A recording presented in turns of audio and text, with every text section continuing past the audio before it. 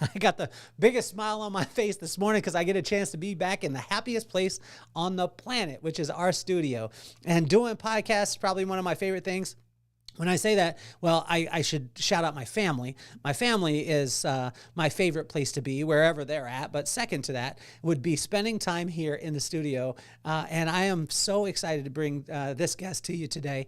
I thought about, like, what is the Miami Dolphins, the Miami Heat, FanDuel, what do all those have in common with relationships? And when I looked at that, this person that I get a chance to be able to spend time with, and you get a chance to meet, Alisa, don't call her Alisa Doctor, is on the podcast today. And it's incredible because she told me that she's only ever applied for one job in her whole entire life, and the rest of them have come from relationships. And relationships are probably one of the most, I think, the most valuable thing that you can ever have. And this drives home the fact. We've talked about it before that membership will give you privileges, but relationships will give you access. And the access that this young lady has had throughout her entire life has been about gaining the relationships, but also doing all the work in the dark. So when the light shines on you, that you're ready for that opportunity. And the stories that you're going to hear today, I just think is going to be amazing. I'm so excited to be able to bring Alisa, not Alisa, Doctor, to you guys today. So why don't we get this party started?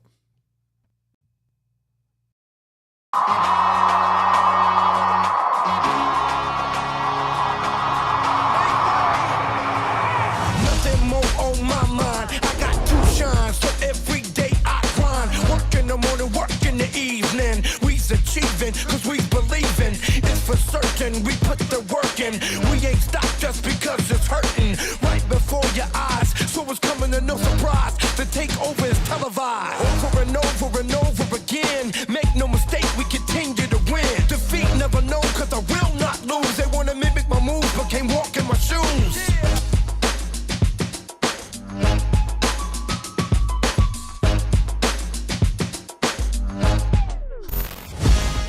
Welcome to the show. The champ is here. Tell me how the New York Knicks and FanDuel have a relationship together, Alisa. Oh my gosh. So, yeah, when I graduated college, I've done so much so far, but I had zero plan. I graduated, I was like, uh-oh, what do I do? And I walked into my college guidance counselor's office and I was like, hey, I need a job. And he was like, all right, let's talk. What do you have experience in? I was like, hospitality, I've done these internships. And I saw a little Knicks figurine on his desk. And I was like, wait, are you from New York? I'm a huge Knicks fan. And we started talking about Amari Stoudemire and Melo. And we talked about 45 minutes. And he goes, you need to work in sports. And I was like, okay, like, I don't know anybody, like, let's figure it out. So applied for the Dolphins, the Heat, all of the Florida teams, because I went to school in University of Miami. And I ended up getting a job at the Dolphins, and really just setting from there. I was with the Dolphins in sales, was there in an inside sales group. I was thankfully able to move into retention because I made 13 sales. I don't know why they kept me, but I was in retention, and I was able to be brought over there because I had the opportunity. I had the opportunity to help out the retention team, and I ended up finding my niche. I could build relationships. So I went into retention. While I was there, a colleague of mine knew I was a huge, huge basketball fan, and there was a position open at the Heat. So he was like, hey, there's a position at the Heat. Let me, put you in touch. Like, if you're interested, it's doing the same thing. I'm like, yeah, let's do it. So I actually went through the interview process, and I didn't get the original job. I ended up getting a call from someone that interviewed me on like a Sunday night being like, hey, I know you didn't get the job with us, but there's a position open in premium service. Would you be interested? And I was like, yeah, absolutely. So I went in and I was able to get a job servicing clients courtside, premium areas, suites at the Heat. And while I was at the Heat for a couple of years, I got a call, and this is what brings it full circle. I got a call from my college guidance counselor. He was now in HR at FanDuel, and he called me and was like, we have a position, we're building out, the partnerships team. Are you interested? And actually at the time I said no, because it was for an NFL position, and I loved basketball. I was super happy where I was. And he told me, give me a couple of months. We're going to be building out that team soon. I was like, okay, I'll give you a couple months, not really knowing or thinking if I'd hear back. And he reached out and was like, all right, we got it. And I was like, okay, one thing led to another. I went through the interview process and I was on my way up to New York to move and work with FanDuel. How do you, number one, how do you foster relationships like that? And then how do you maintain them? And where did you learn how to be able to do that? Ooh, that's a great question. So Well, I I'm have gonna be great, Alisa, I have great questions. That's why we're here. honest. You have a podcast. Silly question. Can you tell this is my first podcast? So honestly, it's a good question because I'm never the loudest one in the room. I'm never the one running around all of this. But when I make friendships or relationships, they become pretty deep because I build a strong connection with them. And that's just what and I maintain them. I'm not a transactional type relationship person. I hate when people ask me for stuff. So working in sports, being asked for tickets. So that made me realize, if I don't want to feel that way, I don't want to put that on somebody else either. So I think I started to learn, how important authenticity was. And, when I build those deep connections, there's some sort of common bond and you want to stay in contact with them. So, I might not have had a million friends at all the companies that I worked at, but I had a couple that really had my back. And like to this day, and looking back at the places that I've worked at, I can call these people and I know that they would pick up and I know that they would be a reference. And I have some of those references. If you looked at my LinkedIn, I was able to to get that. But it's, I think about authenticity and checking in, who doesn't like to be just checked in on? Well, let's go back to young Alisa. Don't call me Alyssa. Let's go back to young her because, what were some of the things that your parents put in play or maybe that you saw or became aware of that helped you to be able to understand that? Because even the word authenticity nowadays is really overused, massively overused. But the people who are truly that are that at its core. And that's why you and I connected at Secret Knock. And it was very easy to talk to you. You had joy in you. I could see that light in you. But what were some of the things that you became aware of through your, maybe through your upbringing, whether it be in your parents, your aunts, uncles, whatever it was, that helped you to realize that, real friends are a lot more valuable. Like a few real friends are more valuable than a lot of people who are just followers. Yeah, I think it's just through the actions that my parents took. My dad is very big on just showing up. Word is bond. Actions speak louder than words. So if you say you're going to do something, do it.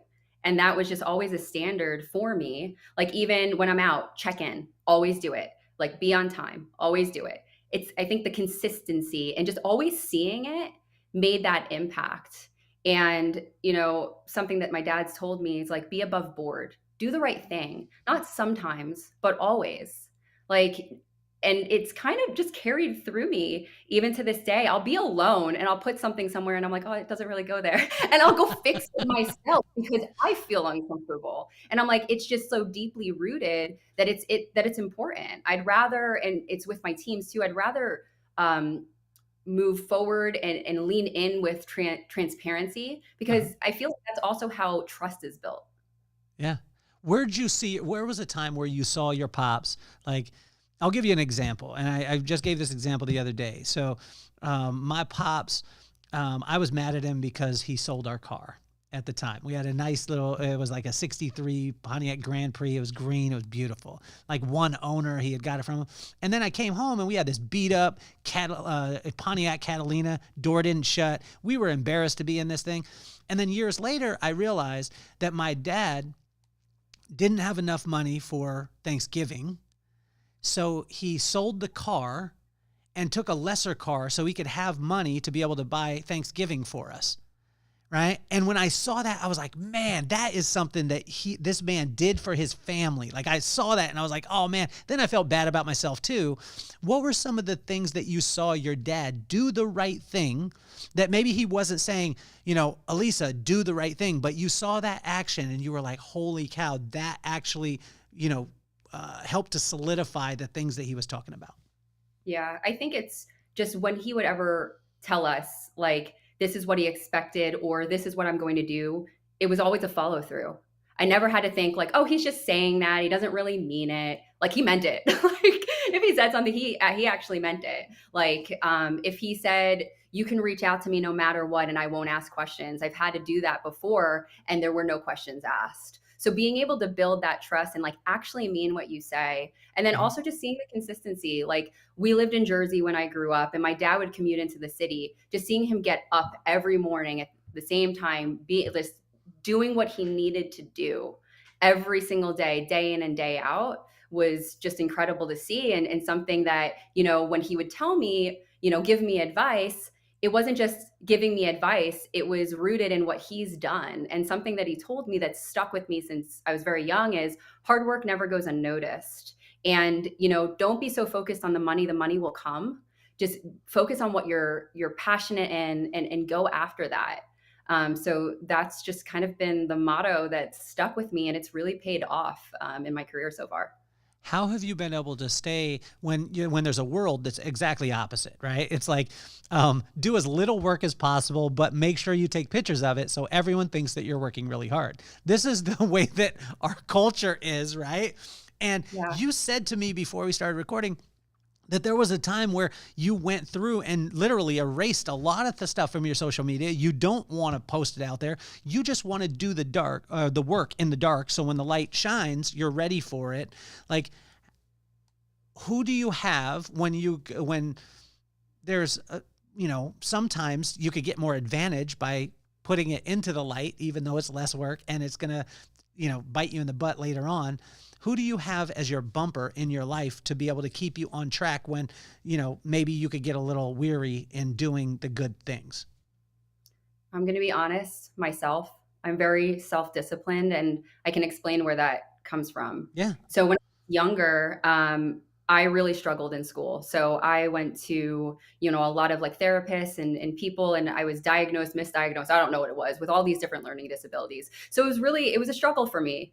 And when I was applying for colleges, my college guidance counselor told me that all the schools that were on my roster were all reached and I probably wouldn't get in. I should look at other schools. And that was my first time of like doubt from somebody telling like, you can't.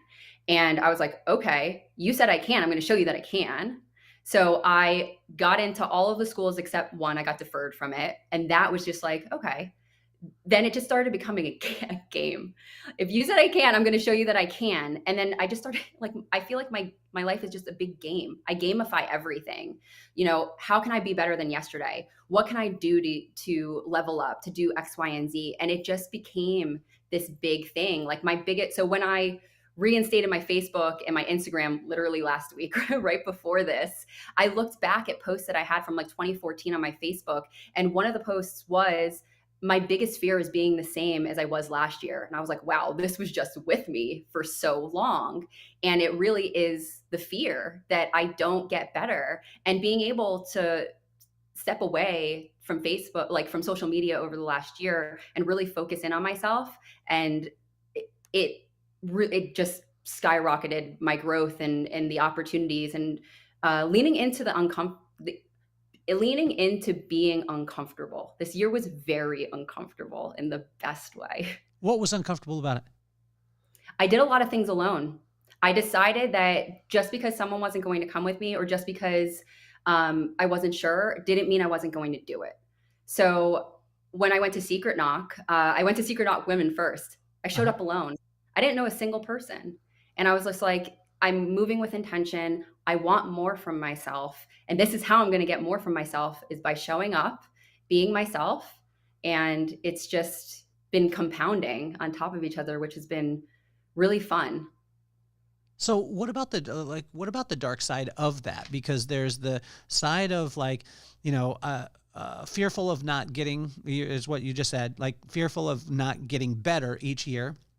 And the reason why I'm saying it is because I was on a plane one time, sitting next to a guy. He said, what do you fear? I was like, nothing. And, I'd want to be a badass, and he was like, okay. He said, tell me about you, why you do what you do. And I said, well, I used to live in a 1-bedroom apartment with 5 people. And you know what? I'm never going back. So any day when I get up and I don't want to go to work, I'm going, because I never will go back to that 1-bedroom apartment with 5 people. And he looked at me, paused for a second, and he said, fear. And I was like, what? And he said, and then he asked me a couple more questions, and then he said fear after every one of them. And then he said, as long as you're working out of fear, you'll never get to the point where you actually want to, because you'll just be running from what you don't. So you seem to be on the positive side of that. How do you deal with that part and curb the fact that not burning negative fuel? Because when you said earlier too, about, hey, if you tell me I can't do something, I'll do it. I'll show you, right? And sometimes that can be burning something negative. It's not what we want to do. It's what we are going to prove to somebody else. How have you been able to balance that and keep it on the positive like you've been able to do? Yeah. So I think therapy, let's be honest, really reflecting on why was I doing that? Because that was a pattern that got me far. But then this past year, it was, do I like myself? Like, do I truly like myself? And do I know myself? And that's the journey I started going on. So I wasn't, to your point, doing this because I'm trying to prove somebody else wrong, but I'm doing this because I want to get better. So, I went to a Tony Robbins event in March, The Power Within, and really like understanding what was myself. Why was I doing that? What was the fear of if someone thought that I wasn't getting whatever, and it was a confidence issue. Like I felt like I had to keep doing these different things. So it's, therapy, it was reading books, it was listening to podcasts, it was self-reflection and really understanding myself and maybe understanding what was deeply rooted in childhood and things like that. And once I, it's a never ending journey too, right? Like I'm not saying that I'm done, by no means. I'm still continuing to like get to know myself and all of that. Yeah. But that has really been able to change my perspective on why I'm doing things, because now I'm doing things because I want to, not because I want to prove someone else. It's me versus me. It's not me versus them. That's awesome. So this one's more of a selfish question because I'm a girl dad. So I got a 15-year-old. And a lot of women, that I get a chance to deal with, and I've dealt with women for my whole entire career. I was in the professional beauty industry for 30 years. And what a common thread would be the confidence part of it. And I was like, I always wanted to dig down and drill down into this because I have a girl in my life, a little young lady, 15 years old. She just got a new boyfriend. And she was so excited last night. But I'm like, I want my girl to have the utmost confidence. How can you construct that when you were saying that you battled with confidence? Why was that? And how can you construct confidence in a young lady? Because sometimes people are like, if you just tell them they're awesome all the time. And I'm like, but I meet women who are told they're awesome all the time, or maybe they had a good relationship with their dad or whatever it was, but I haven't found the holy grail. Have you found it, or found what maybe, could work out for building confidence in a 15-year-old?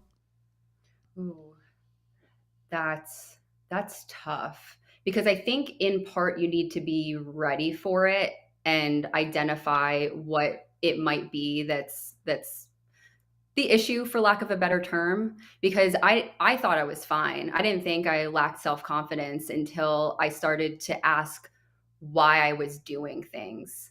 So I think it really is the self-reflection. But in terms of maybe advice for, a 15-year-old, it's get to know yourself outside your friends. Do you spend time alone? Like, what do you like doing? Can you truly say that? Or do you like doing those things with your friends?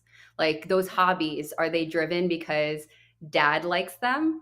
Or is it because you truly like them? Like, try everything. I was trying everything. Like I did Krav Maga this year. I'm starting to cook. So like you might not, but if it's something, you get a feeling inside yourself when it resonates. So play around, like gamify your life, just mess around, and I think really investing in yourself and getting to know yourself.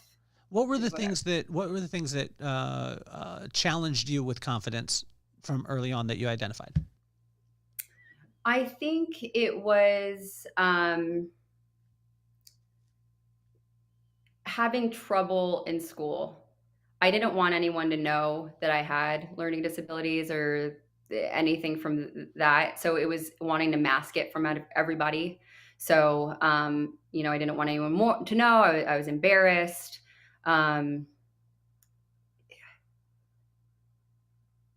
I'm trying to think, how do I formulate this? What was the Was it confidence? because of expectation? Was there expectation on you to be at a certain level, or was there kind of pressure that way for you? There actually wasn't, which I've done reflection on this. There wasn't pressure from my parents. Maybe societal pressure living in the places that I lived. So, like Miami and New York and the different areas and working where I worked. Um, but I don't know. I don't What have, about the young? What about the young part? Because you just mentioned Miami, but that was when you got in your professional career. You're as far as work wise. But let's go back. Young Alisa, that is seventh grade, sixth grade, stuff like that.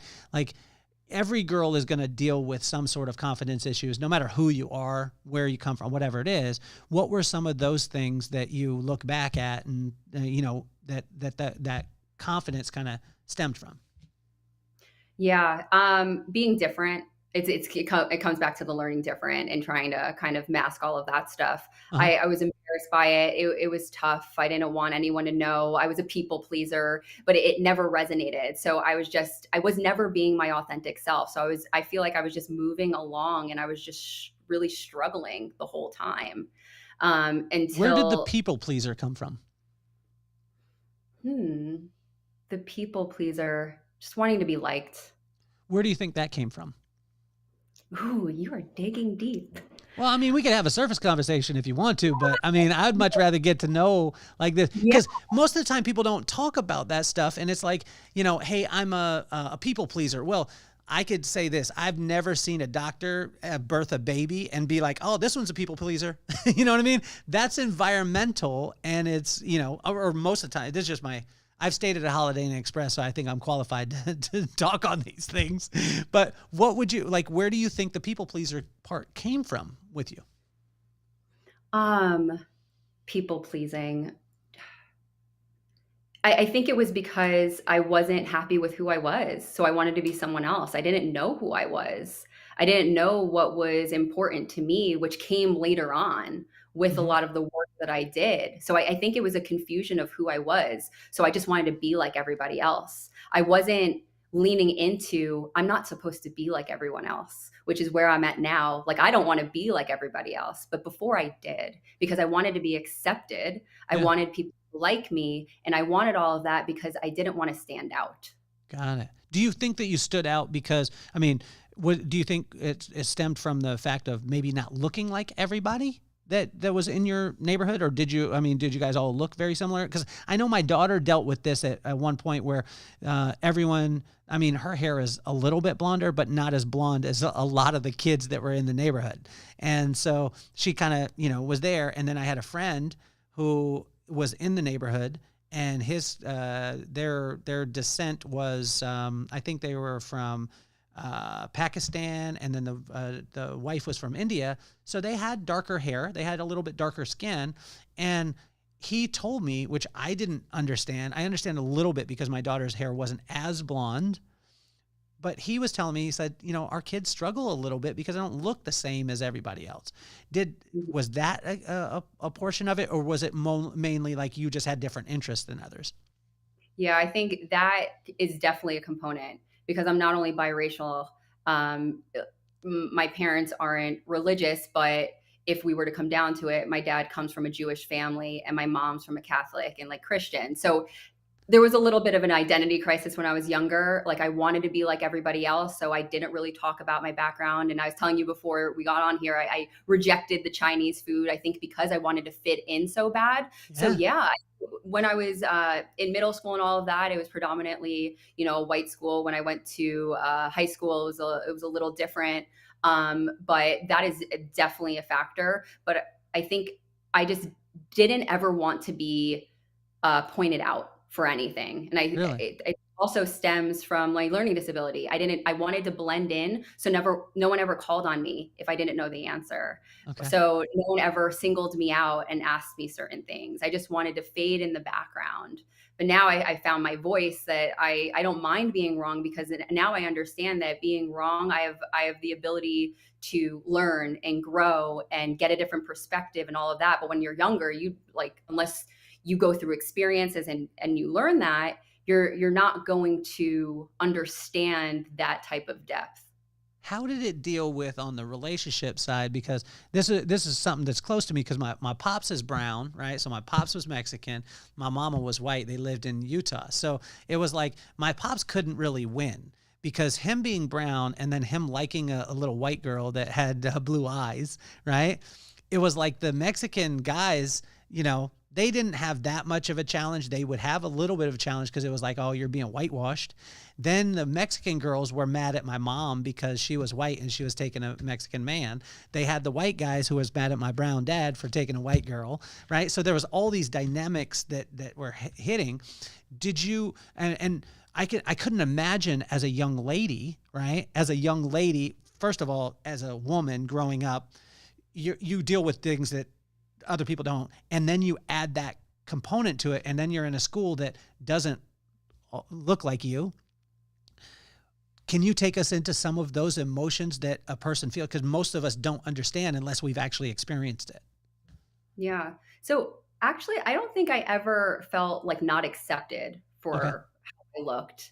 And maybe it would have been different had I talked more about it. But I didn't feel that way. I think it really comes down to what I struggled with. It goes back to my learning disabilities. I think I keep going back to that, but that deeply rooted kind of in everything. So even though I might have looked a little bit different, like I still have my friends, it wasn't anything like that. I felt like I couldn't really, do small talk. I was a little bit different in terms of things. I wasn't, part of the cool crowd and things like that. So it was a lot of it was me getting in my head and me maybe making up stories that may not have even been true. And I mean, it's so long ago since I've been in like middle school. I'm gonna be honest, I've pushed a lot of that out of my mind because I feel like I've dealt with it, or maybe this conversation is showing I need to deal with it more. That it does not bother me. Like I'm in such a great place right now. I'm so happy. I understand things that I might not have understood when I was younger. And I needed to go through, that phase and that process in order to get here. I needed to have that human experience and have those trials and tribulations to, come out on the other side of it's okay to be different. It's okay to learn differently, and actually sharing these stories about learning differently can actually help somebody. I remember the first time I mentioned to somebody that I had a learning disability. It was in a group setting and it was like very emotional. And this woman came up to me after and she like started to cry and she's like, my daughter has, so-and-so, and just seeing where you are, like now I know she can make it. And I almost lost it. Just hearing that, I was like, wow, this is empowering. Like I need to talk more about it in my struggles and all of that. So when they diagnosed, when you went into therapy and they diagnosed it, see, I have learning disabilities, but I never knew. And I actually found out about them, I think it was like 33 years old. And it was just in a regular random conversation. So I was talking with a lady and she comes in and I knew her son because I took care of her son. And she's like, oh, blah, blah, blah, blah, blah. Johnny, let's use Johnny. Johnny just went into special ed. And I was like, what? I know Johnny. Johnny's not, because the special ed was completely different when I was growing up than what it is when she was saying. And I was like, wait a second, Johnny? I know Johnny. Like, he's not in special. She said, yeah. And I said, explain special ed to me. And she's like, oh, well, he goes to regular class, and then when he's there, then there's a portion of the time where they take him out of class for about 2 to 3 hours in a smaller class. It's away from it, and they teach him through a different kind of method, and they walk him through because of his learning disabilities, and that's the special ed that's there. And as she's explaining it, I'm like, you're explaining my existence, what I went through.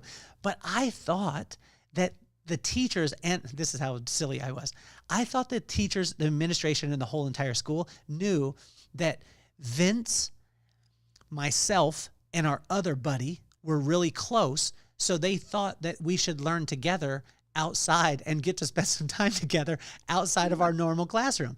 So we would go and see Mrs. Pooler, and Mrs. Pooler was the special ed teacher, but I didn't know. And at that time, at 33 years old, I was like, oh my gosh, I had a learning disability, although it wasn't said to me.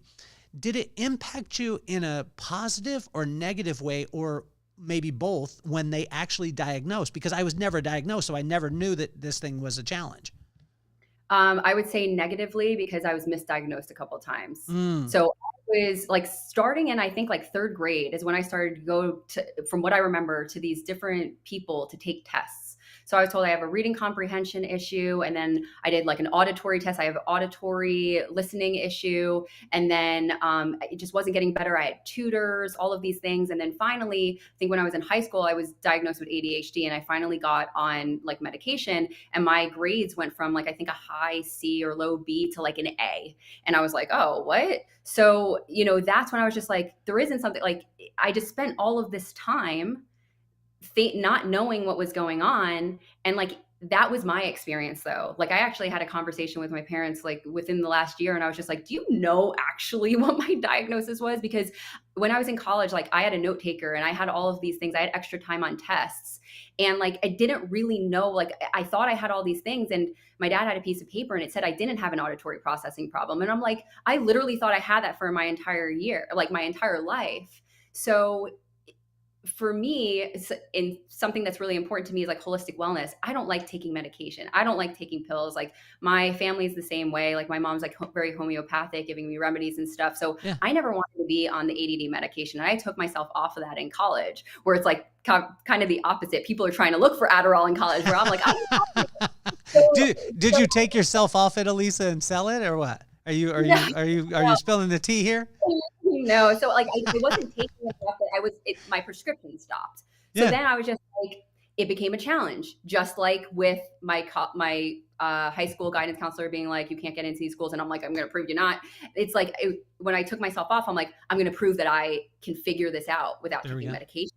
Yeah. And it was just like everything really became a game. And I was just like, let me see how I can do this faster. Let me see how I can do that. Let me see how I can do this. And it just literally, I just kept doing it. So then it became no excuse. I was like, you can figure things out, at least for me. And I don't want to be dependent on anything. And it felt good being able to work through something without a dependency on something. Well, I think it's amazing, because I want to rewind for a second, where you were talking about some principle-based things that will help you circumstantially, meaning that, building relationships, right? Doing the work in the dark and to the light. How do you know the difference between a principle-based thing that will help you in all circumstances and a circumstantial decision that will just help you in the moment but will hurt the future? Ooh. Circumstantial thing that will benefit in the moment but hurt you. Yeah, because what I mean to say is, say, let's take, for instance, FanDuel. We were talking about it earlier, right? Yeah. Back in the day, sports betting would get you banned from the Hall of Fame, and Pete Rose, who should be in the Hall of Fame right now, is not in the Hall of Fame because he bet on sports, right? But today, my son, like if he wants to, could bet through me, and it's encouraged on TV every single time that I watch a game. So a worldly principle or a circumstantial principle, like that circumstance, it was right in that time. Or my wife drinking one glass of wine while she was pregnant. And then when we had our second child, they were like, no wine at all. So circumstantially, things will change, but principles stay the same all the time. How have you been able to know the difference between the two of those things? So because you're a long-term thinker and you've had sustainable success, which means that you've been working off principle, but how do you decipher whether it's a principle or just a circumstantial decision? Ooh. My principles are so deeply rooted with like integrity and doing the right thing that's just what I move with initially. Mm-hmm. So I don't really look at it in those two ways. I always look at it for long term. Like, Okay. What is the most important thing now and long term? And if I have to make a decision, something like that, I would weight it. Like you said, I'm a thinker. I'm not going to make like a really rash decision. I'm going to get perspective. I'm going to really think about what makes the most sense, and move in that way. Like when I was at FanDuel, I started when it was just daily fantasy. Like we weren't even sports betting. And it was a little tumultuous when I was there. And it just dawned on me that, given the landscape that we were in, like, chill. things don't need to be like all out, all over the place of what's going on. Like you're representing the company. And Got it. it was just deeply, I just always understood, when you're at a company, you are more than just yourself. And I learned that by being in a sorority. So when I was Hmm. in a sorority, I remember one of my sisters, when we crossed, she said, "You are no longer Alisa Doctor. You are Alisa Doctor, part of Lambda Theta Alpha Latin Sorority Incorporated. You are bigger than that. So you need to realize that your actions are also a reflection of our organization." So that really stuck with me and carried through. So I think when the situations happened at wherever I was, we don't even have to just stick on FanDuel. I always looked at it through that lens that it's more than just me. How can you help that to be less constrictive though? Because there's a portion that is like that's going to shake their hand at you and be like, "Yes, that's amazing, Alisa, amazing." And then there's the other side that's a large portion of the society that's going to be like, "They ain't trying to tell me what to do. I just only work there. It's not who I am. I need my freedom, all the things." How do you walk that line? Because I mean, I'm the side of I'm pumping my fist right now, Alisa, like you're like, this is awesome. I love that. But there's also, again, how do you speak to that other side that's saying, I work at Burger King. They ain't trying to control me. You know what I mean? Hmm. Hmm. I would say, it only takes one time for something to happen. And now what? Then you're going to reflect back. I shouldn't have done that. What are some of the things that you have in play in your life that help you is it you think back to your pops's wisdom, your mom's wisdom, the relationship that you have with them, and that kind of almost brings you back to center, or what is it that does? I think it's that, but also just the people that I've met in Mm, life. And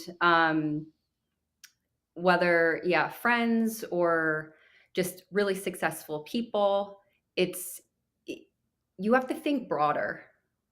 Like you have to think bigger. uh-huh. And when you think narrow minded, like how far are you going to get? You might just get right here. Yeah. But if you want to have longevity, you have to think longer term and what the impact of your actions will potentially have. What do you deem as successful? Like, how do you define it? Because my brother was big on this. I said to him one time, just in passing, I was talking with a guy and I said, "Oh man, he's hugely successful." He said, "Stop." He said, "Why?" And I was like, "Oh, he's got this company, he's doing this, he's doing that." And he said, "Stop." Yeah. And so what was your definition of Yeah. success? No, I like that he did that because success is different for every single person. Success for me is being happy with what I do, like deeply being passionate about my work, Yeah. about being challenged, not having a roadmap. A lot of the jobs that I've had have been first of. My current job at MGM Resorts is first of. FanDuel, first of. When I was at 160 over 90, although it was experiential marketing, doing events, a lot of the projects that I came onto, it was the first time doing that project. So I really liked no roadmap. I really, really like that. So I love being challenged. I think when I stop being challenged, I'm no longer successful. Like this is like, I don't know where I go from here. I'm going to get bored. And then what? Success is also being able to give back. I've had so many amazing mentors and people in my life that have given me time, that have given me, guidance and their perspective. And you don't have to take it as gospel, but I want to maybe inspire or give time and all of that stuff to others. And I may not have the best advice for how do I give confidence to a 15-year-old, because I do think everyone has their own experience. But it comes with realizing it first. So, if they see different things, it's like asking why questions. Don't solve it for them. Why do you feel that way? Did you think about where that came from? Like you were just doing to me. And I was just like, wow, I didn't think about some of these things, or maybe I worked through it and I just don't want to look at it anymore. But it's, maybe those are things that I need to reflect a little bit more on. What was it? Maybe that could get me to that next level by just reflecting on some of the questions that you asked me that, I wasn't expecting. So here's the thing, and this is a hypothetical. Hypothetically, you changing your favorite team, say from the Knicks to the Heat, this could be a big thing. And hypothetically in my life, there could be a friend named Johnny, that Johnny was a Miami Dolphins fan. And somehow, some way, he didn't call the council. He didn't put in an application, but he just turned into a Saints fan. This was not okay with, hypothetically, with the friend group, hypothetically, that I had. When you changed over from the Knicks to the Heat, did you call your friends and apply and ask them if it was okay? Or did you just do this and think that it was okay to become a fan of a different team? Oh, I didn't think it was okay, but I just did it. When you start to work in sports, it's a little different. Like, of course, you have your fandom, but working for a team, you become a family because it's a bond kind of like no other, because you're all rooting for said team. So it would have been, hard for me to go against them, especially because I really respected that organization so much. And I grew up a Knicks fan, all of that, but the Arisons, Pat Riley, like Coach Spo, like they talk about Heat family. They talk about Heat culture. And it's not just the basketball side. I felt that so much when I was working on, on the business side and many years after. And it's a testament if people stay there for a really long time. Like my old boss, she's still there and she's been there for a really long time. And there's a lot of people like that. So, people don't want to leave because it's such a great organization. And I had such a great experience there. So it just felt right moving my allegiance to them, not only because they paid me, but because I really believed in the culture. So when they play against each other, who do you cheer for? I cheer for the Heat. You cheer for the Heat. You ride for the Heat now. Yes. And yep. My dad still gives me shit about it, but I ride for the Heat. I want to go back to something really quick because you were talking about, the success is in the challenge and the accomplishment of that thing. As you go along, how do you know when enough is enough? I don't think I don't think there's an ending. Because what I said in the beginning about like hard work never goes unnoticed, but I think hard work can get overlooked.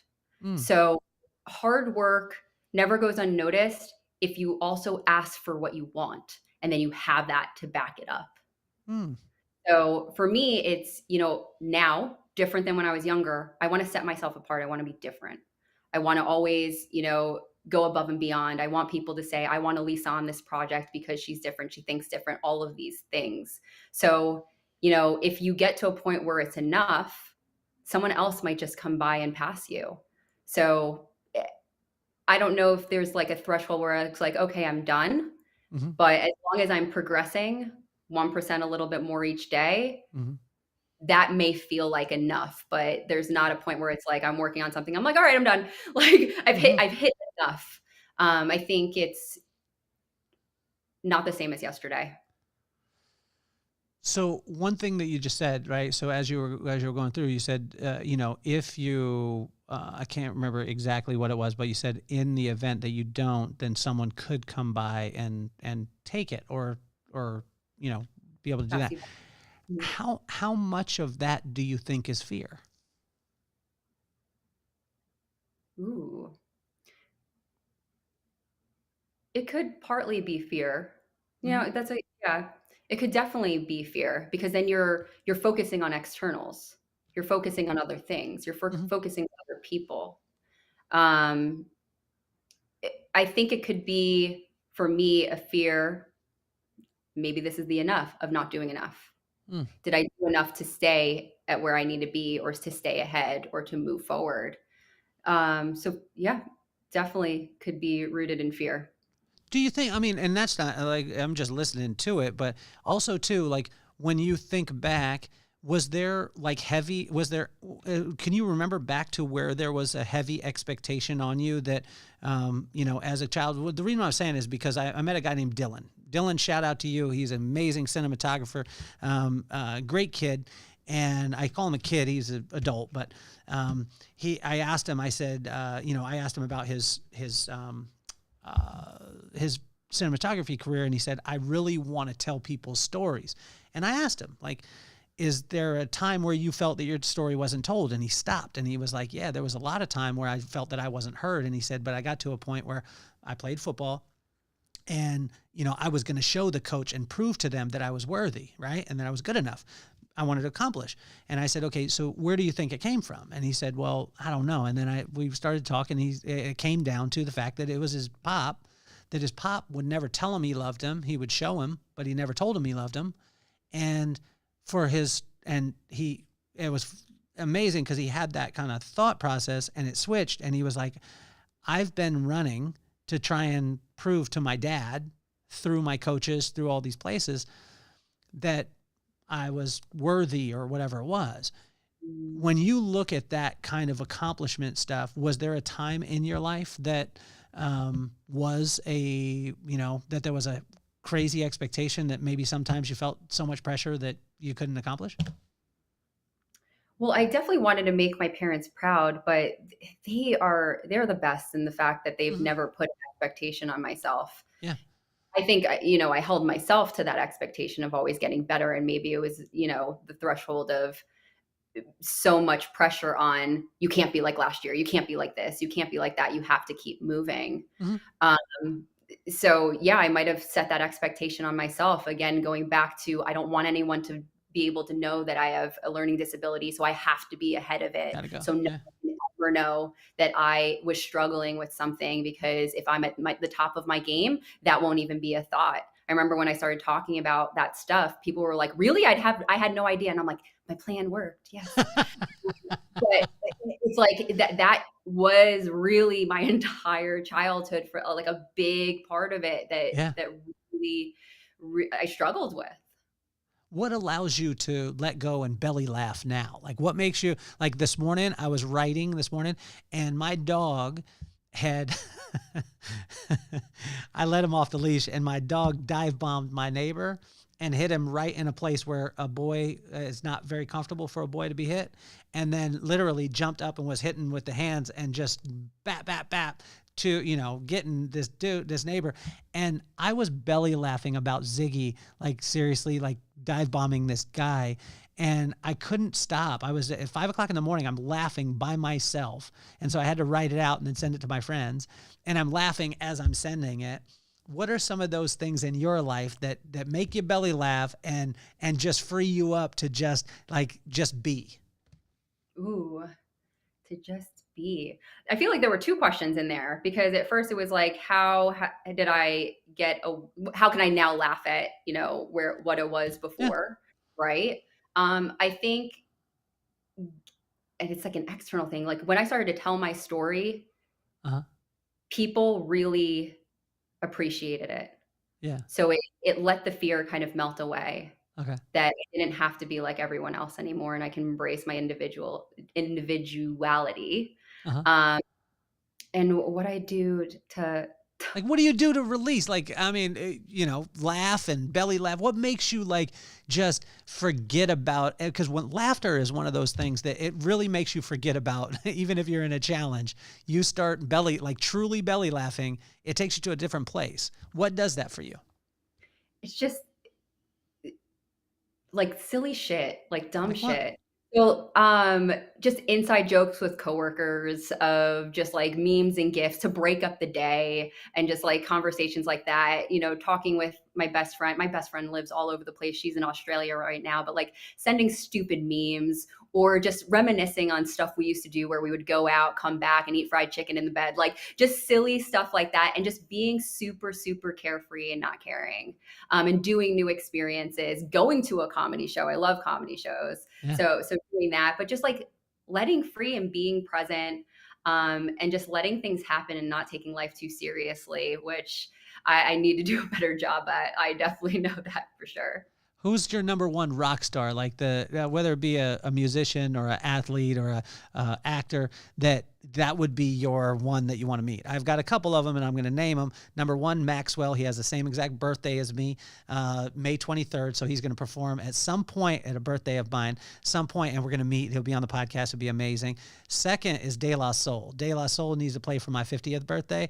They're my favorite group of all time. They're the greatest. If I got a chance to be able to meet them, I mean, well, I have met them, but I want to have them on the podcast, and I would like them to perform at my birthday. So who would be yours? Allen Iverson. What? Yes. Hands down. He just does not care. Like, he is unapologetically himself. Like, back then where it's like the whole thing about practice is like, practice, you're talking about practice. Like, he was just him. Like, he still wears cornrows. Like, he is just him. And like, I want to just like be like that. That's like what I'm striving to be. Just don't care. Be yourself. And that's what I've really leaned in. And it's so freeing. I think that's what made this whole process so easy, because stepping into yourself, and like, especially when you're trying to hide behind certain things, being younger, it's hard. But when you get over that hump and you start to live authentically, it's like a release, and it just feels right. And it's just like, like, I don't know him, but like, it just feels like he's just been always doing that. What question would you ask Allen Iverson, AI, which we need to get him on the podcast? Allen, if you're listening, we're coming for you. We're going to get you at some point. Well, I'm connected with at least one or two people who are connected to you. So we're going to get you. But Alisa, what would you ask him if you had Allen Iverson on the podcast, or got to hang with him? What would you ask him? Just that, like, what was it that allowed him to feel that he could just be unapologetically him, like in all aspects, in the league, in everything, where they might have had you wear like suits and all of these things? Like, what had you say, like, F it, I'm just going to continue to me? Like, was it guidance? Was it just, that was the mentality? What was it? They need to make some of those guys wear some suits, because the pre-game fashion right now I wouldn't recommend it for everybody. Some people have some good style, but Kuzma, if you're listening and you're going to come on the podcast, some of them outfits you need to retire. Let's talk about the Knicks though, quick, because you mentioned Amari Stoudemire. I think that Amari Stoudemire was a bank robber when he came to the Knicks, because he was a phenomenal for the Suns, and then he came and he got that contract, and he didn't seem to play that well when he went there. Do you have any way to weigh in? We had a lot of hope, especially like right after Melo ended up coming in. And that, like, I mean, when I went into my college guidance counselor's office, like, that's what we talked about. I was like, this is so exciting, blah, blah, blah. But like, I don't know if it's like the Knicks, it's up and down. Like, I went to University of Miami. We call them the cardiac canes, because it's like you get so close and then it's not. I feel like the same thing with the Knicks sometimes. But I'm gonna be honest, having worked in sports, and just recently, I think it might have been since the pandemic, I do not follow as closely as I used to. I've really been focusing my time and effort just different places, on personal development, on books and stuff like that. So like, I couldn't even tell you what anyone's record was right now. That's probably why I'm not personally developed, is because I watch a ton of sports, and I'm an irrational fan, like a ridiculous. I believe all the time. I'm a Titans fan, and we're about to start our playoff run right now, even though we're 2-8. But how about as far as football growing up? Were you a fan of the Jets? Were you I had no team. Really? Did your dad have a team? Your dad? What did you have? Cowboys. Because he was a fan of a player. Alisa, let's have a moment of silence. You could have said any team except the Cowboys. Who was his guy? Who was his guy that he liked? Gosh, my mind is slipping right now. Old time player was really, if you say his name, I will know it. Troy Aikman. No. Roger Staubach. Yep, Roger Staubach. Okay. He really him. Just kind of stuck with him. But yeah, I never had an NFL team. That was not like, I was basketball through and through. Okay. You have brothers and sisters, by the way? I have an older brother. Awesome. Where's your older brother? Is he close? Is he in Vegas too? He's in Miami. He is. 5 minutes from my parents. How many years there between you guys? 3 years. 3 years. Did you ever date any of his friends? No. You didn't? No. Did any of them try and holler at you and he got mad? No. was weird. Like I was weird. Like when I was a kid. You were weird as a kid? Like, I like that awkward phase stayed for a while. Okay. All right. But what about once that you're not awkward? I've met you. I've seen you. You're a very beautiful woman. You're intelligent. Was there a time where once that wore off that his friends started to holler at you? No, we never lived in like the same area. So Oh, really? like happens to be in Miami now, but like we were in high school together for a year and then like Yeah. he went to college in Atlanta. I was in Miami. Then he actually moved to like New York and then Singapore, then Toronto. My brother has been all over the place. So we Wow. were only in the same city for maybe a couple of months. So yeah, no, there was no Was there overlap. different treatment from your parents to your brother than to you? Because as a boy and the older, and then as a little girl, you know what I mean? Like, was there difference in treatment? I'm sure there was, not that I can really recall, but I think a Okay. little bit more strict in terms of like how late I can stay out and Mm-hmm. like a little bit more information and stuff like that for sure, for sure. But like I was like a pretty like I like never wanted to break the rules. Like I was like I was that kid. So and I, You're a rule, but I want to go back to one place. We're going to fact check you on this, Alisa, yeah, because you said that your dad said that if you called and you needed him, there was no questions asked, and you were like, "I did make the call." Can you let us in on what that call was for and what you were doing that you were going to tell your dad about? I was just out. I think I was just at a party and I needed him to pick me up because he was Okay. like Had you been drinking. drinking? It wasn't anything crazy, but it's Had you like he been would rather that than like me trying to drive home or have a friend try to drive. Like some. had you been drinking? I mean, who You were. you can answer that question. Okay. And how old were you at this time? Were you the legal age to enjoy some alcoholic beverages? You know the answer to that. I love your pop. Your pop is a good dude. That's awesome. That's amazing. I'm scared right now because my daughter's 15 and I know that I'm going to be getting those calls at some point, and I'm going to want to choke somebody. How is your Like, like? How is it to like with you, say relationship wise, if you take someone to meet your parents? How does that go down? Because your dad's from New York, right? mhm, Is correct. is he in Miami now? Yeah. Okay, because that's a suburb of New York. For those of you who don't know, I know that. It is. Everyone's moving down there. It's It is, wild. right? The Wall Street of the South, they're starting to say. Does your dad like, does your dad flex like, clean a gun, make sure that the boy knows? No, not at all. No, no, He he just connects. doesn't. He just connects with them, or does he stay Yeah. standoffish?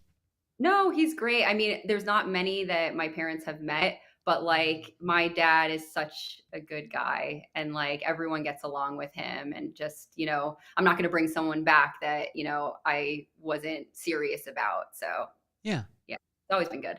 What do you think the most unfair advantage that you have because you grew up in New York that other people don't have? Because I noticed that East Coasters have a unfair advantage, but what do you view it as?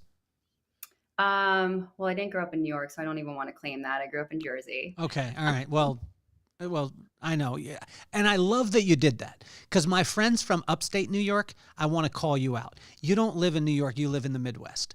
So What? I want to tell you that because when I went to upstate New York, like it's Iowa. You know what I'm saying? It is not New York. And Yeah. so thank you, Alisa, for being authentic today and saying that you didn't live in New York, that you lived in Jersey, but Yeah. living on the East Coast because it's a different thought process. What unfair advantages did you have just by growing up in the environment? Everyone's very fast paced. And I thought that was a normal pace, like of just like with work, with drive, with all of that. It's just like go, go, go. When I lived there, like people walk fast, people talk fast, people are very driven. Like West Coast, I notice it a little bit more chill, Mhm. like not so stressed all the time. So it's like high stress levels over in there. But I think it's because everyone's in such a pressure environment. So it's like when I was younger, like the prove wrong with all that stuff. It's e- everyone was proving so hard. You just Yeah. fell into that culture that it was normal. And then I put like extra pressure on myself to try to go even further. So I think the unfair advantage is that a lot of people in that area just have that mindset of like, go, go, go. That makes sense. Are you a hip hop fan? I am. Okay. Top five groups or MCs for you. Ooh, top 5. I'm a big Tupac fan. Well, okay, what era of Tupac? I want to know. Like what? Like Like original, like what? What's it? What album? I'm really bad with names of things, so Okay. you're really Was it when he was with Dre and Snoop? Was it with the All Eyes on Me? all eyes on. Tupac. Yep. Okay. All Eyes on Me. Okay. Um, Yep. yeah, I was a fan. Keep going. So Tupac, we got Tupac. I like Jay-Z. Okay. He could be so wrong. 24 Questionable right now with the Diddy stuff. Questionable. But I'm gonna let it slide. Hey, He's a stick Alisa, music. Alisa, I am okay. I'm letting it slide. So we got Jay-Z in there. We're letting that one slide because the 180 million bottles baby oil. So go ahead. Go ahead. Uh, I like hip hop, but that's like not my number one genre. If you Okay. really wanted to get into Ooh, it, what else? I like as a kid I was like punk, alternative, Blink. Okay. Like I'd rather go that route. Like you're asking that, so I'm answering. But like I Okay. liked Blink Let's go 182. top. Who's your top five then? Blink 182. I went to Got go it. see recently. It's not going to be top 5 because I just don't think in that realm. But I really liked Linkin Park. Got it. Um, Good Charlotte back in the day. Yes. Taking Back Sunday. Um, I like The Used. I'm trying to think. There's a festival that's here. It's called like When We Were Young, and I was looking at like what the lineup is like for coming up, and I was like, oh my gosh, I need to go to that. Yes. Like that one, and they also had Lovers and Friends, where it was like a lot of like the Oh yeah. R&B Oh, guys that came in. So yeah. who would be your top one that you want to see in concert right now? Ooh. I would love to see. This is going to be out of left field. Stevie Okay. Wonder. Whoa. Yes, I've got to see him.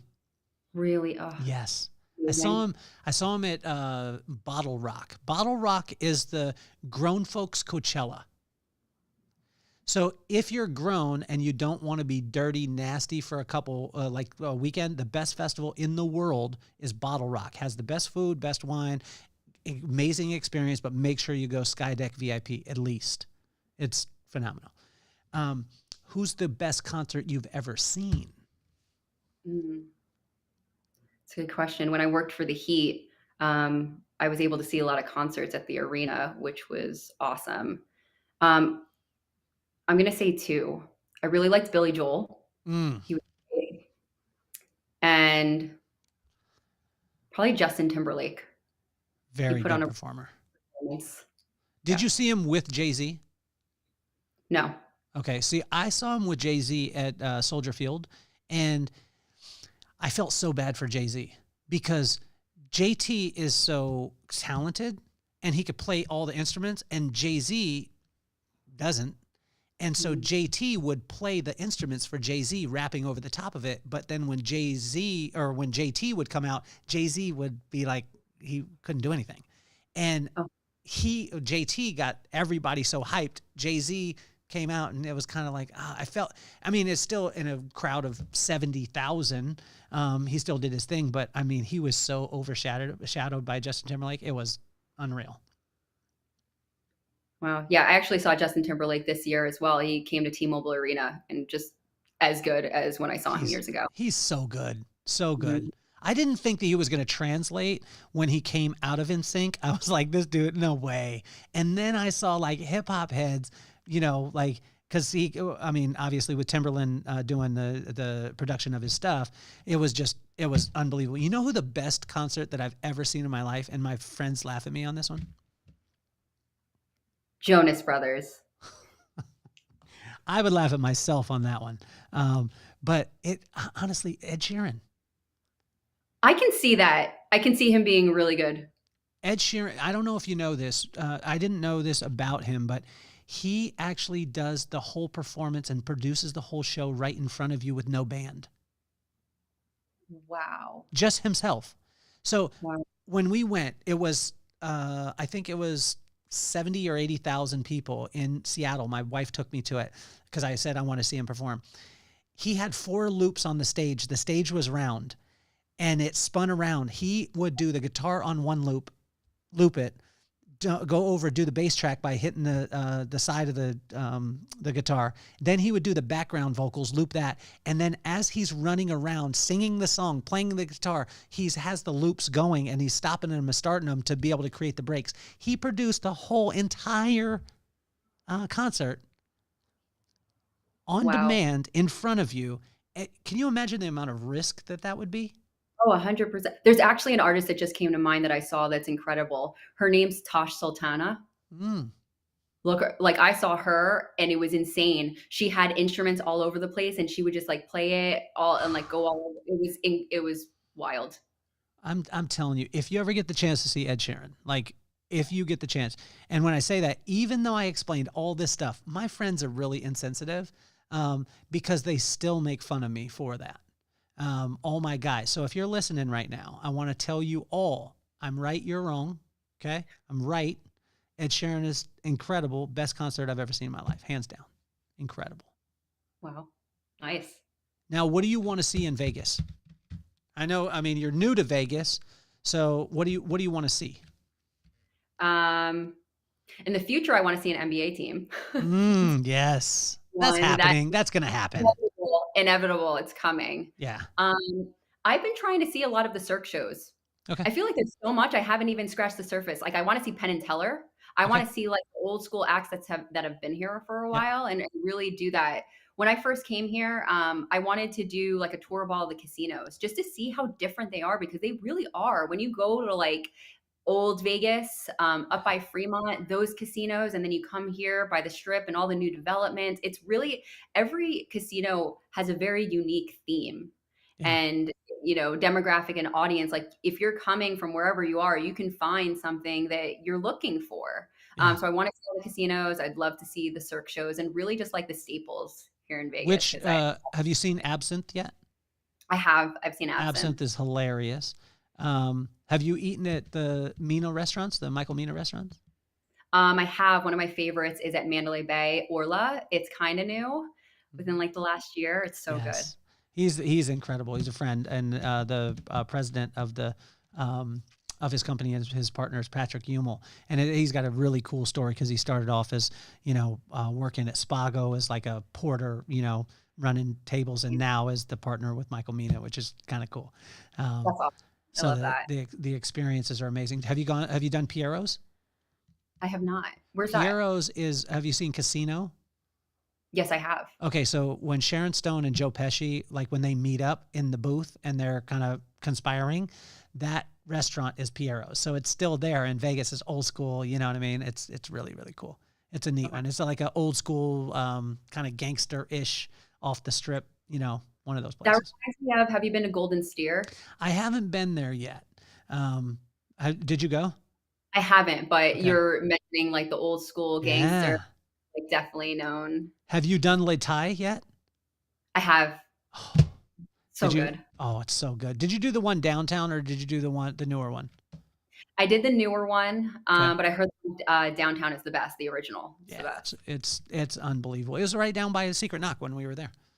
Oh.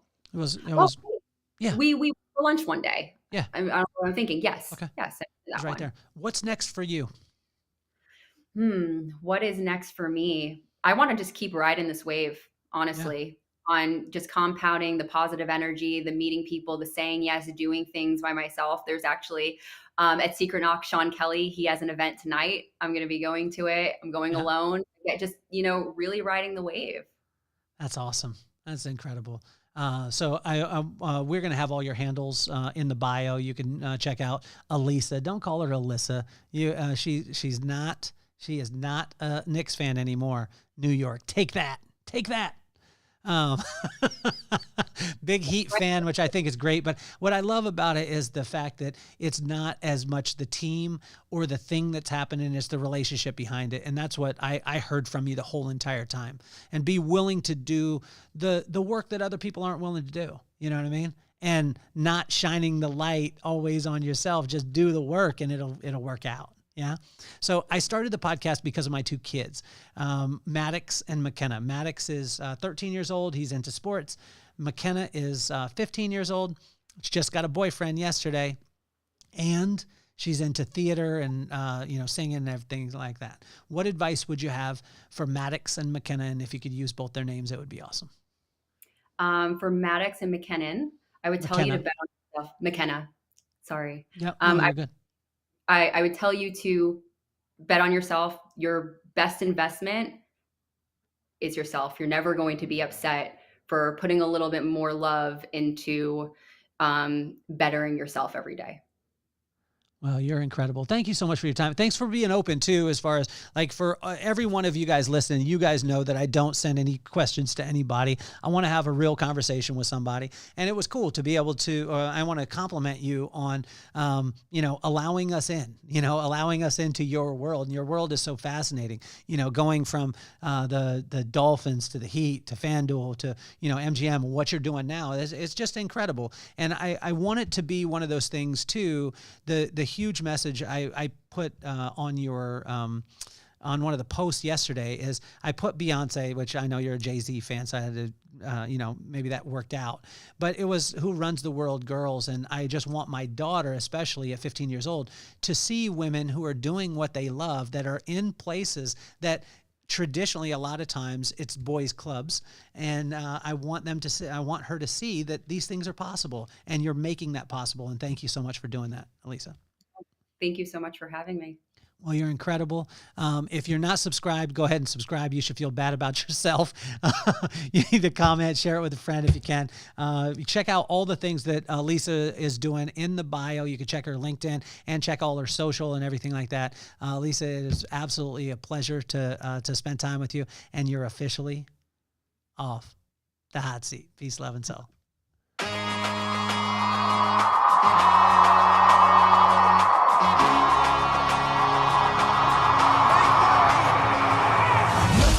On my mind, I got two shines, so every day I grind. Work in the morning, work in the evening. We's achieving, cause we believing. It's for certain, we put the